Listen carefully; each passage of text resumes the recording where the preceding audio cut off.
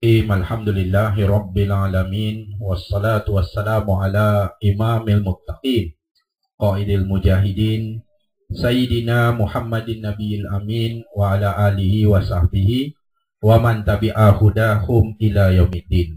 Yang dimuliakan saudara pengurusi majlis, yang dihormati Dr. Hatta selaku ahli Paligrai, yang berhormat saudara Ustaz Nasir selaku yang berhormat ahli Parlimen Padang Terap, saf pimpinan Parti Islam se-Malaysia peringkat kawasan dan cawangan, muslimin muslimat yang dihormati sekalian. Pada mulanya saya nak sebutlah, saya ni takkan lama kerana dekat Shah Alam pun ada program yang seperti ini dan saya kena bekerja ke sana sekejap lagi lah ya, kerana dia orang pun buat di Seksyen 18 ada big screen, dekat dataran MBSA pun ada big screen, dekat ICT pun ada big screen. Saya rasa besok ramai yang MC ni kot ya, demam bola dia demam bola ni Dr. Hatta pun, doktor pun tak ada ubat ke ya. Ini MC je lah yang ada ya. Ini tadi Dr. Hatta duk sebut pasal apa ni, sotong-sotong itu ada orang tanya saya bila nak buat pilihan raya umum kata. Saya kata tanya sotong ni lah ya. Pasal sekarang ni semua dia rujuk pada sotong ya. Saya rasa sekarang ini Kerajaan Barisan Nasional memang sedang memikirkan ya, bila dia nak buat pilihan raya. Dan ianya merupakan satu persoalan yang amat sukar untuk dibuatkan keputusan ya. Kalau ikut kehendak Datuk Seri Najib, kalau boleh nak dibuatkan pilihan raya kecil ni secepat mungkin, kerana diramalkan tak lama lagi kita akan berhadapan dengan kegawatan ekonomi.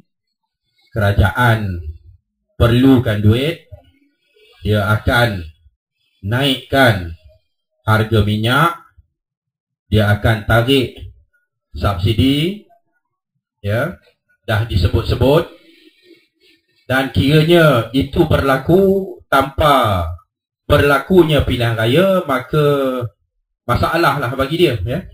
Lalu kalau boleh dia nak buat pilihan raya secepat mungkin, tapi masalah bagi dia pula kalau dia buat pilihan raya cepat berdasarkan kepada keputusan di Sibu, dia risau kerana nampak bahawa fixed deposit Sabah dan Sarawak dah tak ada lagi, kerana dah boleh kalah di Sibu, di kerusi di Sarawak yang tak pernah dia kalah sebelum ini ya. Merupakan satu masalah. Nombor dua, dia pun tahu bahawa sekarang ini ada beberapa kerajaan negeri berada di bawah Pakatan Rakyat. Kalau dia bubar parlimen, katakanlah hujung tahun ni ya, silap-silap Kerajaan Negeri Selangor, Dewan Undangan Negeri Selangor tak bubar, atas alasan tak sampai 3 tahun nak bubar satu pembaziran. Silap-silap Kedah pun tak bubar, Pulau Pinang pun tak bubar, Kelantan pun tak bubar. Akhirnya terpaksa berhadapan dengan pilihan raya umum, lawan di peringkat parlimen, tapi Pakatan Rakyat ada kerajaan-kerajaan negeri. Ini akan menyulitkan mereka ya. Tapi dia tak boleh tunggu lama-lama juga, kerana siasatan yang dilakukan oleh kerajaan Perancis terhadap penyelewengan isu penjualan kapal selam yang tak boleh selam tu, ataupun kalau selam tak boleh timbul tu ya, tu ya, nak kata tak boleh selam, dia kata boleh, tapi masalahnya bila selam tak boleh timbul. Dia khawatir juga, kerana kalau siasatan dilakukan oleh kerajaan Perancis, dia tak boleh kawal. Baru-baru ini saya baca Bala Subramaniam telah pun dipanggil oleh kerajaan Perancis untuk membantu dalam siasatan. Kiranya ianya berjalan dengan lancar sebelum hujung tahun ini ataupun awal tahun depan, keputusan siasatan didedahkan, terbukti apa yang kita sebut berkali-kali di dalam parlimen, bahawa ada komisen yang dibayar sebanyak 500 juta ringgit. Komisen, under counter, duit rasuah.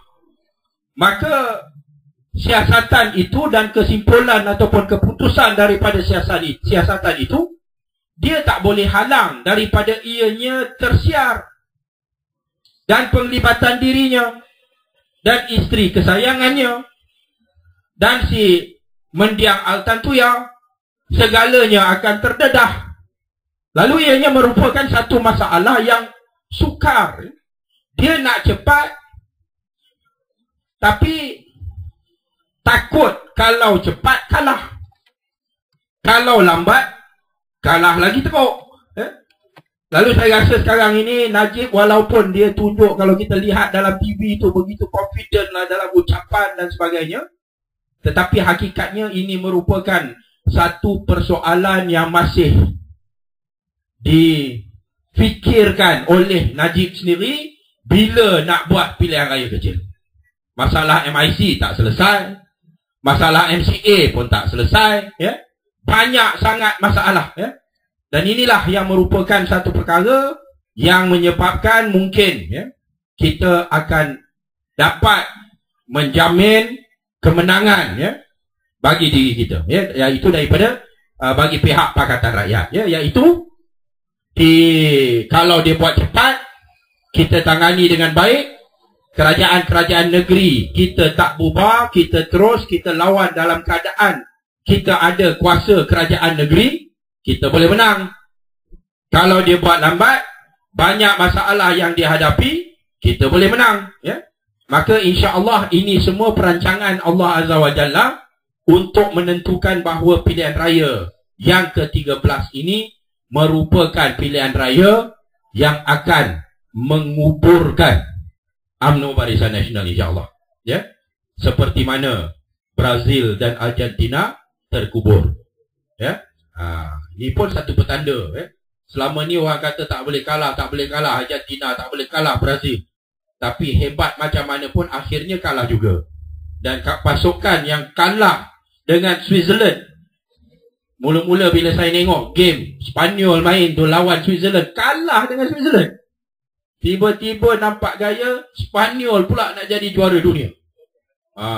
Ni sotong punya hal, ya. Sotong kata, ya. Tapi pokoknya dia masuk final lah. Argentina dah out. Atta, kamu sokong mana? Brazil. Lupakan je lah, ya. Maka saudara-saudari muslimin dan muslimat yang dihormati sekalian, sekarang ini memanglah banyak isu, ya, nak ditonjolkan. Tak ada isu nak dijadikan sebagai isu. Dia nak berikan gambaran di negeri Selangor ni, PKR berentap, Azmin berentap dengan Tan Sri Khalid.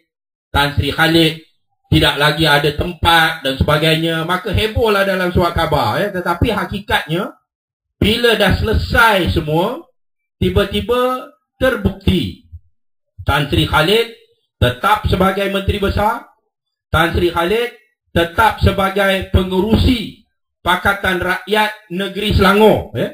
Walaupun dia tak jaga PKR Selangor, tapi Pakatan Rakyat Selangor dia pengerusi kerana dia Menteri Besar di Selangor, ya. Lalu kedudukan politik dia tidak terjejas, ya.